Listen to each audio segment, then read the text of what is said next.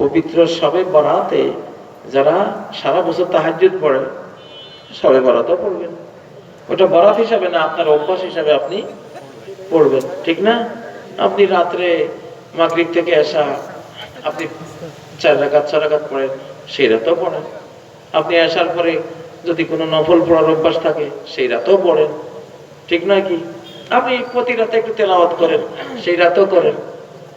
কিন্তু স্পেশাল কোন রাত আপনি তাহাজ্জুদ পড়েন না, কোন রাত তেলাওয়াত করেন না, কোন রাত মাগরিবের পরে সুন্নতগুলি ওইভাবে পড়েন না, নফল পড়েন না, কিন্তু এই রাতের জন্য পড়েন। এইটার দলিলগুলি কমজোর, দুর্বল। দলিলগুলি কি দুর্বল।